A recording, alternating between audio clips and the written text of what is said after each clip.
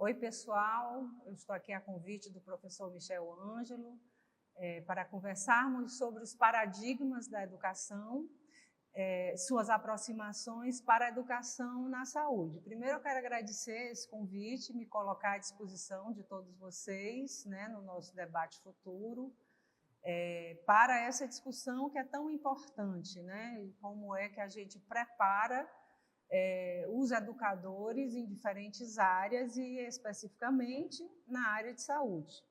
Primeiro, quero dizer para vocês que eu sou da pedagogia, da educação, né, e tenho pouca inserção, né, no trabalho da saúde. Mas eu compreendo também da importância desses grandes paradigmas para que a gente consiga direcionar os processos educacionais em qualquer área. A educação ela tem 3 princípios, né, quando ela é sistematizada, que valem para qualquer área. Um é o princípio da metodicidade, né? A gente segue a linguagem científica quando assume a educação formal. A outra é a sistematicidade, quer dizer, são grandes sistemas de informação que a gente lida para educar, né? E o terceiro e principal paradigma é o da diretividade. É a nossa diretividade que faz confluir, né, o encontro educadores-educandos, mestres e aprendizes, né? Então, uma primeira pergunta que a gente faz aos educadores, aos professores, né, você acredita na educação? Você acredita que ainda é necessária, é possível, é viável a educação? Que educação? É a segunda pergunta. Quando você diz que acredita, porque se você não acredita na educação, não adianta você assumir os processos formativos, né? É óbvio. A segunda pergunta é assim: em que educação você acredita? Uma educação mais conservadora ou uma educação para a transformação? Educação para que sociedade? As perguntas pedagógicas, elas são diretamente vinculadas, ligadas às nossas escolhas de cidadania. Quando a gente pergunta que pedagogia, a gente está perguntando que educação e está perguntando para que sociedade. Essa é a pergunta principal da didática. Pergunta principal da didática: em que mundo a gente quer viver? Porque é dar resposta a essa pergunta que a gente direciona os métodos, os instrumentos de avaliação, a escolha de objetivos, a escolha das fontes de conteúdo, né? Então, a gente pergunta: você acredita na educação? Em que educação você acredita? Para qual sociedade? Para quando? Você está preparando para o futuro? Você está direcionado ao passado? Ou você está entregue às questões dos educandos e sua integração nessa cultura de se profissionalizar, de serem profissionais da saúde, da história, da biologia, da matemática, seja lá de onde for, né? E para quando, né? Para quem você direciona o seu processo educativo, né? Nós estamos falando nisso, afirmando que esse direcionamento é a coisa mais importante para um professor, para um educador decidir nos momentos de escolha das pedagogias, das visões de educação que circulam na nossa sociedade e que nós podemos aderir e nos embasar, né, encontrando aí caminhos já sistematizados dos processos educativos. Esses dias apareceu para mim uma frase e eu trouxe essa frase para a nossa reflexão. Apareceu aí, por aí, pelas redes sociais, né? Diz assim: é ali na beira do abismo que você descobre se é feito de queda ou de voo. Achei essa frase assim fenomenal, né? Porque na educação a gente está sempre lidando com as emergências, né? As emergências dos processos de aprendizagem, as emergências dos gritos do mundo, inclusive aqueles gritos que muitas vezes são inaudíveis, né? Recentemente, nesse contexto da pandemia, né, que nós vivenciamos, uma das coisas que mais me chamou a atenção, em paralelo dos paradigmas da educação com o modo da saúde operacionalizar a sua profissão, né, vivenciar a sua profissão em termos gerais, foi a nossa dificuldade como educação, né, como referências de educação, de agir na ética da ação. Essa, para mim, é a coisa mais importante para a gente refletir, né? Então, assim, os profissionais da saúde aprenderam o que era o Covid-19 na prática, na ação. Abriram, nunca fecharam, né, os hospitais e aprenderam sobre esse novo fenômeno na ação.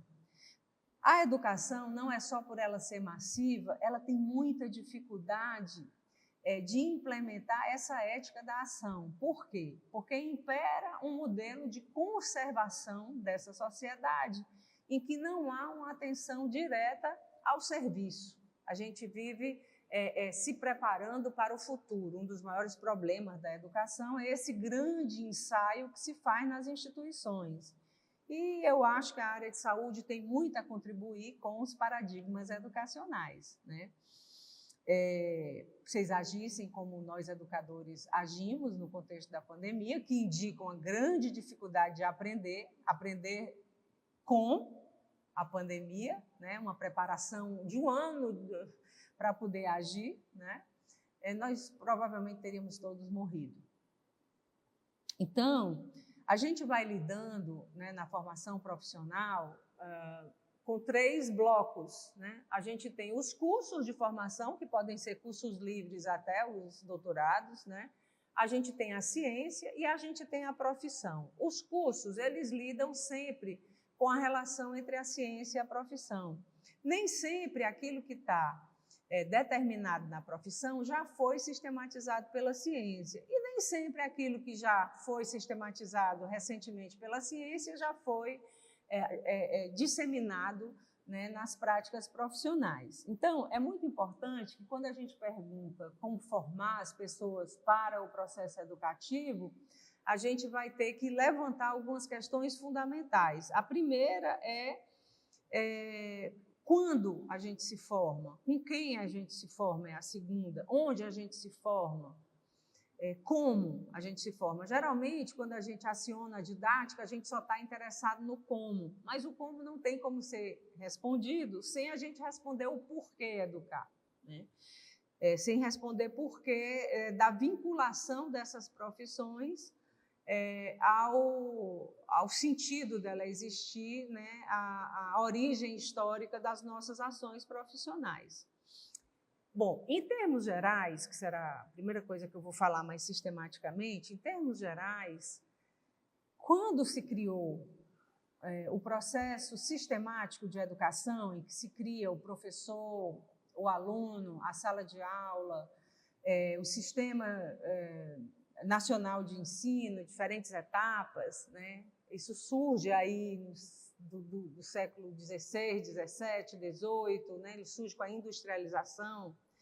Esse sistema foi criado em cima de 3 promessas, né? A primeira promessa era de desenvolvimento, né? De desenvolvimento pessoal. Se você estudar, você vai se desenvolver. A segunda promessa era de mobilidade social. Se você estudar, você vai escalar, né, em termos da nossa realidade econômica.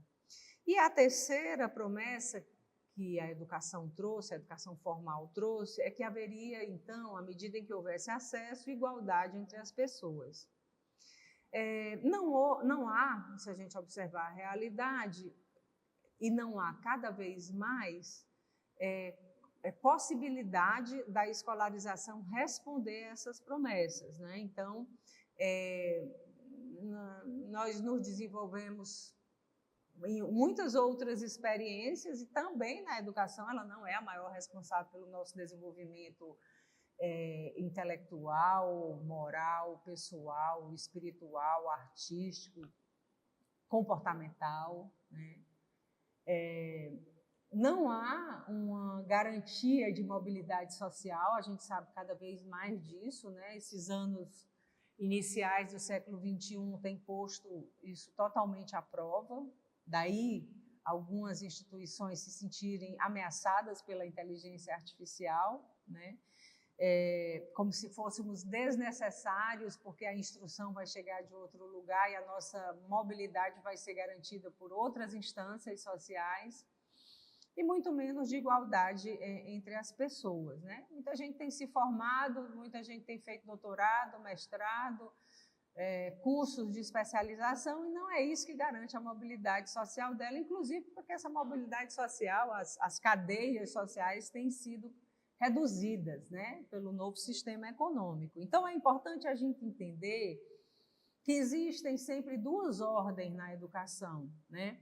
Essa ordem que é mais ligada à preparação para o trabalho, que diz respeito à origem da escolarização, e essa ordem do desenvolvimento humano, de fato, dos processos primários de desenvolvimento humano, que dão a origem ao processo educacional como um todo, que dão origem à humanidade, por assim dizer, né? Como humanidade, nós podemos dizer que somos seres ativos, criativos, sociais e históricos. Posso referendar que a educação participa de todos esses processos. Ela é basilar em todos esses processos. Mas também preciso dizer que não é a atividade que define a ação humanizadora. Os animais são ativos, são extremamente criativos, basta observá-los, né? Muitos são sociais, bem sociais, basta a gente também observar os gatos, cachorros, passarinhos. Um dia desse eu descobri que o passarinho só andava em casal. Minhas aulas de biologia nunca me deram condição de perceber que eles são uma família, eles só andam juntos. Olha, um vem o outro. Escorpião também. Vem um, tem sempre um par, né? Eles têm uma sociabilidade. Os elefantes, eu poderia dizer muitos, só que o meu conhecimento é pequeno em relação a isso, é só de observação, né? Mas a marcha dos pinguins e os casais e as canções que eles cantam e a parceria para cuidar do bebê, etc, etc. Os animais são sociais. Não? O que caracteriza, né, além disso, é a história. Somos ativos, criativos, sociais e históricos. É na história que nós nos humanizamos. O que é que isso quer dizer? Que nós só nos humanizamos no outro, aprendendo com o outro, trocando com o outro. A história diz da criação da cultura, e a cultura é a troca de conhecimentos. Os meus pensamentos e as minhas ações são aceitas para a ordenação dos pensamentos e das ações dos meus pares. E assim nós nos desenvolvemos historicamente e no nosso desenvolvimento ontogenético, geração a geração. Então, é muito importante chamar a atenção disso, porque nessa encruzilhada entre conservar e transformar a sociedade, está a percepção sobre a educação como um processo histórico. Quando eu alinho a educação só um processo técnico de preparação para o trabalho, eu escondo, né, ou escamoteio, é uma palavra mais cotidiana, o sentido da profissão, o sentido da ciência. O sentido da ciência, da criação das profissões, é a resposta a necessidades sociais coletivas. Então, tem uma questão ética que atravessa aí a nossa sociabilidade, né? Então, qual é a origem da computação? Por que ainda hoje a gente precisa da matemática? Por que a gente precisa da pedagogia, da história, da biologia, da medicina, da enfermagem, da terapia ocupacional, etc, etc. Então, é nesse vínculo que a gente vai encontrar o sentido da ciência e da profissionalização. Então, para a gente estar nesse processo civilizatório, assumindo a função de educadores, nós vamos ter que decidir que educação, para qual sociedade, para quando, para quem. E a gente vai perguntar, arquitetura para quem? Tem muitas respostas para isso. Para quando? Tem muitas respostas para isso. Né? Enfermagem para quem? Para quando? Por que enfermagem? Medicina para quem? É medicina para o aluno ficar rico? Tem gente que não vai se interessar por isso. né? Tem toda uma sociedade que vai dizer não é para isso que precisamos da medicina. Então, o para quem e o para quando regulam a ação educativa na formação profissional. Em todas as profissões e também na área de saúde, eu sou capaz de apostar a minha mão. Tá? Então, quem são, né, as pessoas que devem se dedicar aos processos formativos, né, a serem professores na área de saúde, na área da pedagogia, da psicologia? Primeiro, as pessoas que gostam de aprender, aquelas que vão compreender a ciência como um processo permanente de redescoberta do conhecimento humano, porque os seres humanos, nos seus contextos e na sua ontogenia, eles mudam o tempo todo. Então, nesse sentido, a sociedade muda o tempo todo, ela está em permanente movimento, ela tem também uma necessidade de um olhar mais totalizante para essa realidade e, por isso, mais do que gostar de ensinar, como às vezes tentam nos convencer, o que o professor precisa é gostar de aprender. Tá? Bom, ele gosta de aprender e ele é um defensor da humanidade. Estou falando para vocês que a gente se humaniza, a gente não nasce humano. O nosso reitor, o Custódio, tem uma fala que eu gosto muito, ele diz assim, dos animais, nós somos o mais precário, não somos o mais evoluído. Olha que interessante, ele diz, a vaca, nasce vaca, já nasce plena, ela vai ser vaca o tempo inteiro. A árvore, nasce árvore, ela vai ser árvore o tempo inteiro, quanto ela viver. E nós nos transformamos em seres humanos, né? Então, essa ação, né, essa característica diz que o processo de formar profissionais, de incluí-los na cidadania com o papel de exercer uma função coletiva é um papel político, não é técnico. Não existe técnica sem política, né? Então, volto à pergunta inicial, em que mundo você quer viver? Que saúde você quer desenvolver? Porque é nesse lugar que a gente descobre as correntes da pedagogia, os métodos de ensino, os métodos de avaliação, a seleção de conteúdos, o direcionamento do processo é que vai ordenar todas essas escolhas e criar uma autonomia e uma liberdade profissional, acadêmica, intelectual até, né? Então, quando a gente diz que o bom professor é aquele que gosta de aprender, a gente também está dizendo que o bom professor ele precisa gostar de gente, gostar muito de gente, gostar muito das perguntas que as novas gerações ou as pessoas que ainda não tiveram acesso a esse conhecimento trazem e que são aquém ou além do que a ciência já sistematizou. As pessoas que não têm uma empatia, um envolvimento com as questões do desenvolvimento humano e capazes de acolher a complexidade do processo de ensino, não têm a profissão docente, a formação de educador como base da sua compreensão sobre a ação profissional. Tá? Porque as nossas lições técnicas, acadêmicas, são lições de cidadania. É uma inclusão na cidadania que se faz com a responsabilidade de cada profissional da área de saúde, por exemplo, que nós viabilizamos quando formamos graduandos, mestrandos, doutorandos, especialistas, ou técnicos na área de saúde. Tá? Para isso, para que a gente possa incluir as pessoas na cidadania, trabalhar a condição de assumir a responsabilidade sobre a sociedade.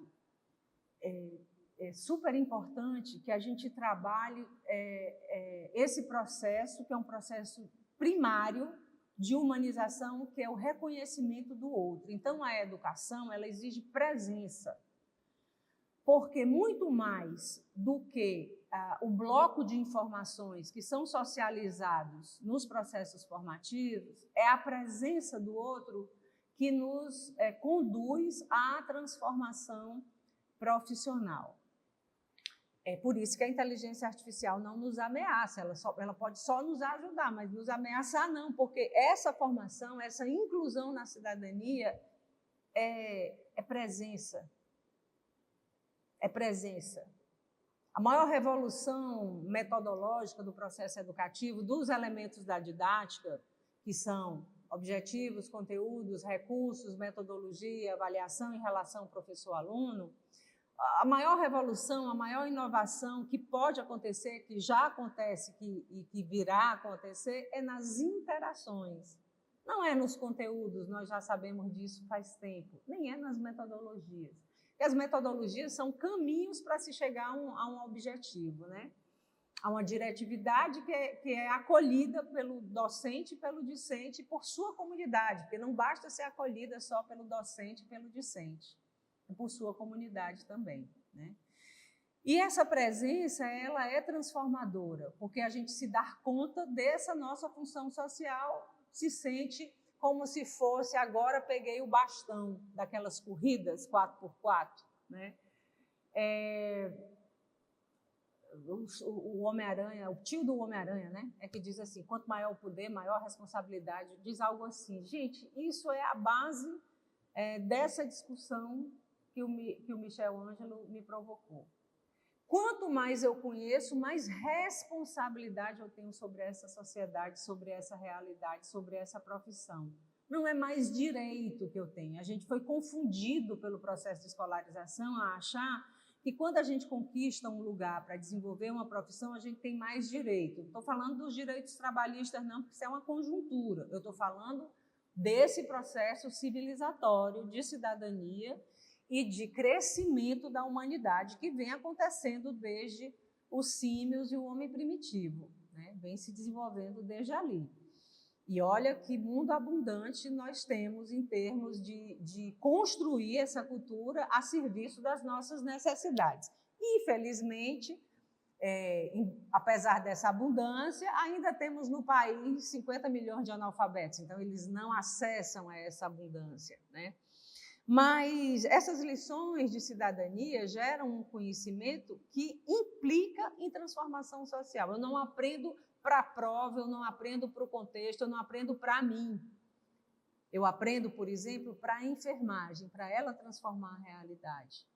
Então, essa escolha, essa diferença entre aprender para si ou aprender para o mundo é a base dessa grande encruzilhada em que se encontram as correntes educacionais. Nós temos correntes educacionais, concepções de educação, que são para a conservação do que está posto, e o que está posto é uma realidade de desigualdade, é uma realidade até de destruição mesmo, né, dessa preparação para o trabalho, de inocuidade da formação profissional e da barbárie que nós estamos assistindo, ou eu vou fazer uma escolha, né, para a transformação dessa realidade e trabalhar o processo educativo como um processo de libertação das condições de vida, criando uma sociedade que nós sonhamos. Todos nós temos um mundo a sonhar. Ele pode ser belo, ele pode ser justo, ele pode ser bom, ou ele pode ser um mundo bárbaro como esse que a gente assiste todos os dias, inclusive assiste meio anestesiados, como se esse mundo não fosse nosso,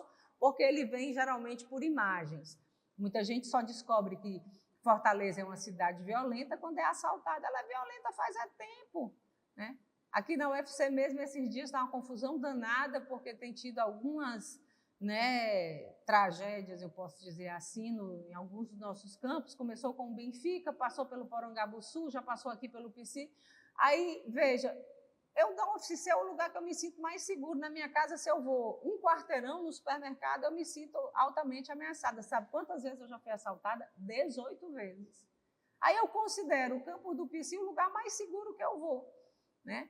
E não é que a UFC está violenta, é essa cidade que está violenta, ela é pura violência. Aí a gente só sente a violência quando alguém próximo ou nós somos atacados. Não, gente, o nosso mundo é violento e a gente tem que fazer alguma coisa por ele se a gente não concorda com isso. O que é que você vai fazer no seu lugar profissional? Como psicólogo, como médico, como enfermeiro, como maqueiro, como porteiro, seja lá quem for, Todos nós temos uma responsabilidade sobre esse mundo, né? Então, gente, a educação é esse vetor humanizante. Numa perspectiva transformadora, a gente compreende a educação como um vetor humanizante, no qual a gente continua, por razões muitas vezes diversas e desconhecidas, a depositar esperança nesse processo de transformação do ser humano, né, que é inacabado. Paulo Freire é quem nos ensina, o ser humano é um ser inacabado, ele se sabe inacabado, ele vive em busca da sua conclusão e ele nunca vai encontrar a sua conclusão, ele nunca vai estar satisfeito, nunca vai ser cruzar os braços, né? Como o divino, cruza os braços, eis aqui a minha grande obra. Nós não temos essa possibilidade. Então, educar é humanizar, é incluir as novas gerações ou aqueles que não tiveram acesso ao processo histórico sistemático de humanização, nessa cultura, tá? Então, o ensinar é intervir, é agir, não é passivo, né? Ele precisa ser um diálogo problematizador sobre cada realidade que a gente atua, nos contextos de trabalho e além dele, nos seus entornos também, né? Para isso, a gente precisa estar fundamentado. Então, a pergunta tipo a pergunta da Alice, né, no País das Maravilhas, é que caminho eu devo seguir? Eu só vou encontrar direcionamento se eu tiver clareza de que horizonte me é anunciado, qual é a minha utopia. Então, a discussão das duas grandes correntes de educação que surgem com o processo pedagógico, com o surgimento, né, da industrialização e a transformação do servo em cidadão, que diz respeito a esse modo de formar profissional, né, que passa pela escolarização e que a gente precisa dos professores, né, e dos contextos sistemáticos de ensino, só vai ser respondido se eu souber para onde eu quero ir, em que mundo você quer viver, que fortaleza você quer desenvolver, que cidade, qual é o seu projeto de cidadania. E aí eu estou lá dentro de uma clínica, dentro de uma UPA, dentro de um hospital, e esse processo vai sendo desenvolvido ali nas ações e nos pensamentos que eu escolho dirigir as minhas ações. Também no seu entorno, também no meu deslocamento, também na minha ida ao supermercado, também no meu lazer, em tudo que a gente faz, a gente vai criando o mundo que a gente deseja viver, tá? Então, nos processos formativos, antes de eu falar das duas grandes concepções, que é um dos objetivos mais centrais dessa fala, quero só chamar a atenção que é preciso romper a lógica do senso comum, do cotidiano, da formação profissional, acadêmica ou sistemática, ou com base no conhecimento científico. A ciência, ela tem como base o processo, a investigação, a intervenção, a refutação. Toda pessoa que descobre o conhecimento, a coisa que ela mais deseja é que aquele conhecimento seja refutado, desautorizado para quê? Para que ele continue estudando, para que ele continue descobrindo, para que ele continue criando, para que ele continue inventando, né? E a lógica da sala de aula, geralmente, dos contextos de ensino, qualquer etapa da educação, é uma lógica do senso comum. É uma lógica que exige, que apresenta uma só pergunta, a ciência é feita de várias perguntas. É uma lógica que exige uma resposta, quando a ciência apresenta várias respostas. E apresenta essa resposta como um ponto de chegada. Mas as respostas são sempre novos pontos de partida. Então, essa lógica de sala de aula que a gente foi educado durante toda a nossa escolarização, a gente precisa romper com ela para partir para processos de humanização com mais consciência, autonomia e liberdade. Essa lógica do senso comum apresenta o conhecimento como pronto. A ciência não é assim. O que mais interessa à ciência é o processo. O que mais interessa à educação é o processo. Então, por isso é que podemos educar com base no conhecimento científico, mas não para a conservação, e sim para a transformação. E aí a gente tem que estar atento à lógica que a gente desenvolve, à epistemologia que a gente acolhe quando é professor, quando é educador. E aí, gente, na educação, nós temos duas grandes correntes. A gente chama de conservação e transformação. Na conservação, nós temos o que a gente chama das pedagogias liberais. Muita gente conhece como pedagogias tradicionais. Esse é um pensamento que foi sistematizado no final dos anos 80, que poderia já se dizer ultrapassado, mas que eu vou insistir com vocês, porque ainda é predominante essa prática, né? E acho que é importante a gente se deter sobre ela para poder emitir crítica, né? Então, são as pedagogias tradicionais, são aquelas que se conformam com o que está posto, inclusive na política educacional, né? Todos vocês têm experiências tradicionalistas e tecnicistas na matriz curricular. Ela se dedica, por exemplo, é o professor que determina o conteúdo, determina o método, determina a avaliação, determina o resultado, né, determina as posturas, né, que os alunos devem ter, se pode entrar atrasado, não pode chegar atrasado, se pode de sandália havaiana, se não pode de sandália havaiana, se precisa repetir o que ele disse na aula ou se vale a consulta, né? Esse é o tradicionalismo. Uma das maiores características do tradicionalismo, eu vou chamar muita atenção para essa palavra, é a simultaneidade. Simultaneidade é essa ideia de massificação da preparação profissional. Eu para todos. Eu aceitei o convite do Michel, porque o Michel é o cara. Porque é muito difícil eu imaginar que estou falando para alguém que eu não sei quem é. Isso é a simultaneidade. Eu penso genericamente. O ser humano não existe genericamente. A gente tem um desenvolvimento que nos individualiza, não como particularidade, né, assim, de direitos, do individualismo, mas nos individualiza no sentido de nos tornarmos únicos. Só existe eu. Não tem mais ninguém que possa ser eu, Bernadette, né? Ou ele, Michel. Então, por isso que a simultaneidade no processo educativo é tão cruel com os processos de formação profissional e com o serviço.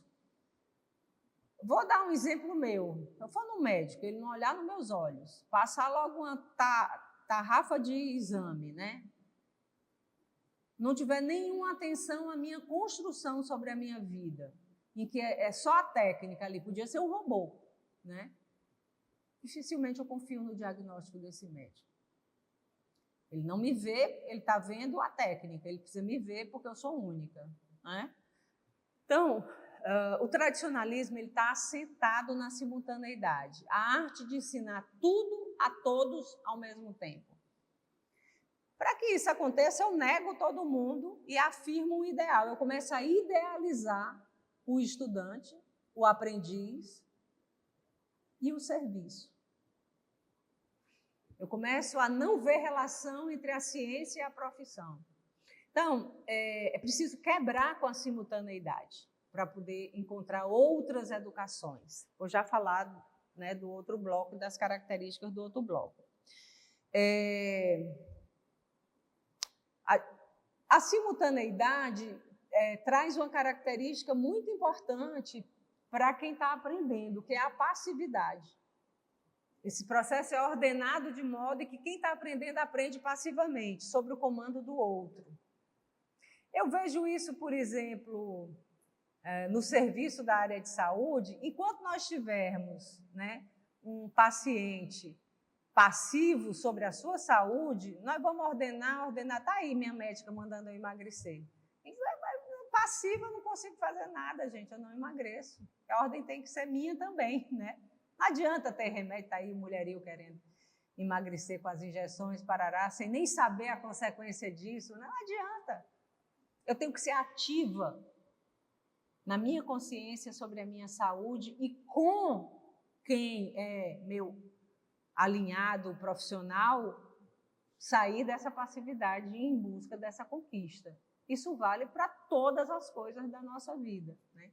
Então, a passividade não é um princípio que quem é descontente com a miséria do mundo é conivente, né? Então, essa simultaneidade, essa passividade gera um falso princípio de que as coisas são neutras. Que tanto faz a medicação A, B, C, D. Não tanto faz a medicação A, B, C, D, porque se eu estiver tomando outra medicação, isso pode cruzar e acabar com o meu rim, com o meu fígado. Então, a pretensa neutralidade das coisas que a gente define é derrubada, né? Cai por terra. E, em termos de ensino, esse ensino que é conservador, que tem como base as pedagogias tradicionais e o tecnicismo, né? E um movimento que foi muito forte, né? na década de 80, que se chama escola novismo, que surge com o tradicionalismo, né? Mas se deu mais na educação infantil, vão trabalhar uma educação dedicada ao passado. E esse é o nosso maior erro no século XXI. As questões que foram sistematizadas no século XX, elas precisam ser reeditadas no século XXI. Muitas delas não respondem mais à nossa realidade, inclusive as questões sistematizadas pela pedagogia. Meus estudantes de pedagogia estão horrorizados que as crianças são faccionadas dentro da escola. Eu digo, bem-vinda à cidade. Eu vivi em que mundo que não sabia que Fortaleza está dividida, retalhada, né, por facções. Então, essas pessoas preparam para o passado. Essas perguntas foram respondidas sistematicamente pela ciência a um passado. Então, esse passado é importante porque ele é histórico. E é como se eu dissesse, numa corrida de bastão, eu cheguei até aqui. Olha, nós seres humanos partimos dos símios e evoluímos com a área de saúde assim, de educação assim, de comportamento humano assim, de química assim, de física assim, de matemática assim. E daqui nós vamos seguir, enfrentar esse mundo. Então, o conhecimento sistematizado ele deve ser ponto de partida.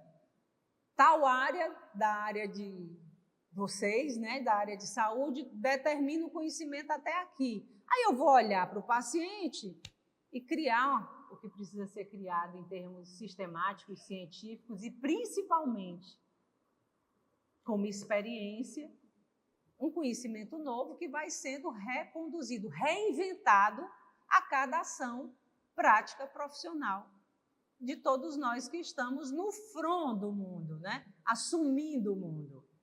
Então, trabalhar o conhecimento para os alunos chegarem no passado, olha as ementas das formações. Eu tenho aqui a ementa e ele chega na ementa. Meu povo, não vai resolver o problema profissional da emergência. Não vai, é do passado. Eu preciso disso para seguir, para transformar essas perguntas em perguntas minhas, de como é que eu vou, com todos esses personagens que se acumularam ao longo da história e sistematizaram o método A, o método B, o método C, reconduzir a história. Então, eu saio dessa condição de passividade e entendo que tudo isso eu aprendi para agora, para o presente e uma possível constituição do mundo futuro, conforme eu entendo que deva ser a saúde brasileira, a educação brasileira, o comportamento saudável, infantil e por aí vai. Tá? Essas pedagogias da conservação, elas funcionam com base na simultaneidade e se alinham muito facilmente ao individualismo. Nós fomos treinados ao individualismo, nós temos uma cultura acadêmica meritocrática. Tem gente ainda pensando que é melhor do que o outro nesse mundo de meu Deus. Né? Ranking, método, prêmio. Olha para o mundo e vê que está todo mundo destruído.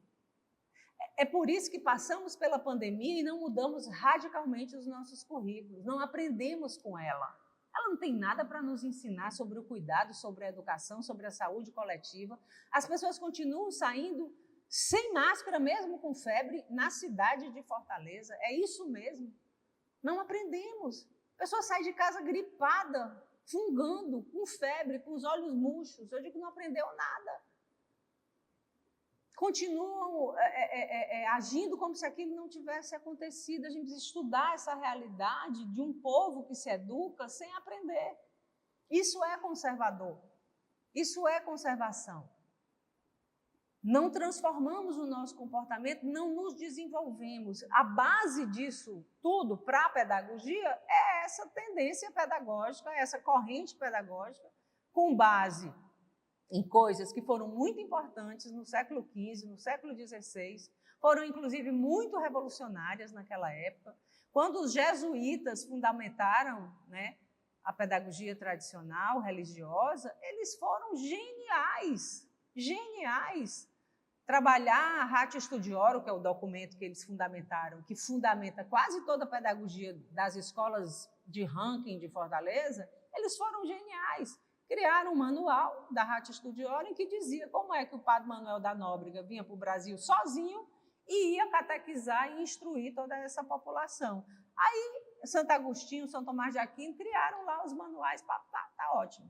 Perfeito, perfeito. A pergunta não é isso. Tem nada a ver com eles. É nós, porque que hoje ainda estamos agindo como se estivéssemos sozinhos na terra brasilis, né? Repetindo coisas que eles fizeram com muita coerência para o mundo que eles estavam construindo. Nós perdemos o leme. Então, a conservação, ela age por cima da realidade, falseando essa realidade. Daqui a pouco a inscrição, por exemplo, uma questão social, do SISU. As escolas continuam dizendo para os estudantes, estude, que se você estudar, você passa. Nós sabemos que isso é mentira. Ele pode estudar até cair e não tem vaga para todo mundo. 6 milhões de candidatos para 200 e poucas mil vagas não cabe. Vamos parar de dizer que fomos os melhores. O Brasil é incompetente em relação ao acesso ao ensino superior, porque é um país subdesenvolvido e que não assume o seu subdesenvolvimento. Você vai aqui no vizinho, Uruguai, e as pessoas têm vagas nas universidades, livremente. Escolha nossa. Né? Ficamos nesse sofrimento, 15, 20 anos é um modo de adestrar, é um modo de conduzir. Né? E essa é a pedagogia tradicional. A gente vai... essa simultaneidade gera essa formação de educadores que preparam para os outros, entende? Eu planejo para você. E olha que quem planeja já é a exceção da exceção. Né? Eu planejo para você. Eu digo quem você é, quem você deve ser. Os pais, às vezes, estão muito preocupados com isso, né? Quem ele vai ser no futuro e não olha para quem ele está sendo naquele momento. Bom, esse é um grande bloco, a gente chama o bloco conservador das pedagogias liberais. Eu acho que vocês sabem muito sobre esse bloco, né? Muito, porque tivemos 15, 20 anos de experiência no tradicionalismo. Existe uma outra grande categoria na educação, que a gente chama de pedagogias radicais, transformadoras, dialéticas, libertadoras, críticas, então, tem um monte de nome, né? Que os princípios são totalmente diferentes desses. Então, ao invés da simultaneidade, eu vou ter a heterogeneidade, o reconhecimento de que todos são diferentes. Aí nós vamos ter que aprender a trabalhar com 40, não como uma massa, mas com 40 possibilidades, 40 lógicas, muitas intervenções, muitas possibilidades de desenvolvimento do conhecimento, de acesso ao conhecimento do passado e de desenvolvimento para o futuro, muitas. É difícil agir assim? Demais. Precisa clareza de que você quer desenvolver esse caminho, todos os dias lutar para fazer essa escolha, porque o mundo é conservador, a sociedade é conservadora, então... A educação, ela é conservadora. Os sistemas são conservadores. Todos os sistemas ordenados são conservadores. E aí a gente vai virando a exceção, né? E só se desejar muito, tem que ser um desejo conquistado na carne, né? Então, ao contrário da passividade, para as pessoas aprenderem, elas precisam agir, trabalhar. Eu preciso trabalhar pela minha saúde, eu preciso trabalhar todo dia, desde trazer uma mochila com merenda para emagrecer, tomar os remédios na hora indicada, beber 8 copos d'água por dia, seja lá o que for, mas é ativa a minha aprendizagem, não é passiva. essa medicalização excessiva, na minha opinião de pedagoga, que não vale muita coisa, é isso. Eu acho que o remédio vai resolver um processo que a minha atividade é que precisa resolver. Né? Não tem neutralidade nas decisões. Não tem neutralidade. Se alguém vai dar uma injeção na mão, ou no braço, ou na bunda, ou né? Todas as escolhas são intervenções. Para com essa história de que técnica é neutra. É uma intervenção e a gente vai conscientizando sobre a intervenção. O nosso entorno vai, pela contradição, encontrando, né, os seus caminhos diversos, não um caminho só, caminhos diversos. A direção é a mesma, mas os caminhos são diversos. Tá? Além da reprodução, muito além da reprodução, a gente trabalha com a crítica. Então, aquilo que foi trabalhado na sala de aula, quando vai para o atendimento na saúde, se transforma, na maior parte das vezes se transforma. E, às vezes, a gente empurra, né, uma informação, um procedimento, sem entender que ali é a hora da transformação, porque a gente não tem crítica sobre o contexto que a gente está atualizando. Né? Então, ao contrário do individualismo, a coletividade. Né? Ao contrário só do acesso ao conhecimento, a possibilidade de apropriação do conhecimento, esse conhecimento que é histórico se transforma meu e eu posso recriá-lo, né? E ao invés do mérito, a inclusão, acolher, né? Acolher a complexidade que é um paciente na sua frente, uma criança na sua frente, seja lá o que for, e eu aprendo a trabalhar com as pessoas, no processo educativo e no serviço. Não para, com as pessoas. Né? E aí, gente, eu puxei alguns princípios aqui do nosso sistema de saúde, né? A universalidade, a integralidade e a participação, para dizer o quão eu acho revolucionário o ensino na área de saúde quando ele busca o atendimento a esses princípios, quando a gente olha as propostas pedagógicas e elas estão atendendo a esses princípios. Né?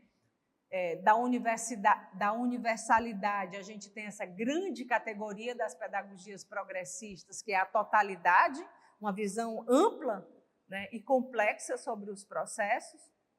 A integralidade, que nos permite ver, além da amplitude, as contradições, né?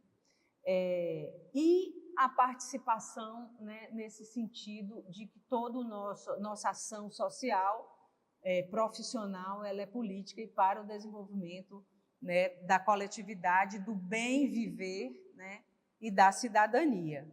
Então, sobre saúde, né, do que eu posso relacionar, né, com essas correntes da educação, eu estou na expectativa que vocês relacionem mais, né, que a gente possa dialogar melhor no encontro síncrono. A gente precisa transformar o nosso desejo para que a gente desenvolva, né, um processo educativo crítico na área de saúde. Eu transformo o desejo, eu transformo o meu desejo, né, a serviço do desejo do outro, compreendendo o desejo do outro e transformando o desejo do outro. Não adianta só o meu desejo, mas eu preciso transformar o desejo do outro. É junto que a gente consegue ir. Isso é pela presença. Né? Eu acho muito parecida essa área da saúde, né, no seu atendimento, com a área da educação no seu sentido mais primário e estrito. Né? E aí eu acho que a última provocação é como é que a gente faz, como é que a gente desenvolve uma formação para a saúde e não sobre a saúde. Para a saúde e não sobre a saúde. Inclusive olhando para os currículos que são os melhores, tá? De algumas áreas de saúde, quando você tem o padrão, por exemplo, que todo módulo tem a mesma carga horária, nós caímos na simultaneidade. A gente tem essa coisa assim que é regular, simultânea, porque a aprendizagem é movimento, né? Aí eu já digo, eita, aqui caiu, né? Caiu na grande massa. Né? Como é que a gente desenvolve uma educação para profissionais da saúde para o desenvolvimento da saúde? não sobre o que é a saúde, sem idealizar, né? Mas nessa grande aderência que precisa acontecer, tá? Enfim, o processo, né, de desenvolvimento da pedagogia é um processo de criação, é um processo de reinvenção do mundo, né? E é um permanente combate a essa conservação dessas condições de existência. Desde que se surgiu a educação sistemática, ela é puramente conservação e a gente luta para ela ser transformadora. E eu vou fechar minha fala com duas frases que têm me mobilizado desde a pandemia nesse século XXI. Uma primeira é do Rubem Alves, né, um educador que escreveu muita literatura e tem muita sensibilidade para as nossas questões de formação. E ele diz: a imaginação é o lugar onde as coisas que não existem, existem. Esse é o mistério da alma humana. Somos ajudados pelo que não existe. Quando temos esperança, o futuro se apossa dos nossos corpos e dançamos. Educação é esse processo de continuar em movimento, né? Dar movimento à história. E eu imagino, é só uma imaginação, que a educação em saúde, num sentido transformador, vai responder ao Rubem Alves, mas também ao Chacal, que diz: vai ter uma festa que eu vou dançar até o sapato pedir para parar. Aí eu paro, tiro o sapato e danço o resto da vida. Foi isso que eu aprendi com vocês na pandemia. Dançar o tempo todo, tirando o sapato e encarando com a ética da ação a realidade na sua concretude e desenvolvendo o conhecimento à medida da ação. Educação pelo trabalho e não para o trabalho. Foi assim que nós sobrevivemos e, ao encerrar essa fala, desejando que a gente se encontre, né, que a gente possa trabalhar junto, emito aí o meu agradecimento a todos os profissionais da área de saúde e especialmente ao Michel.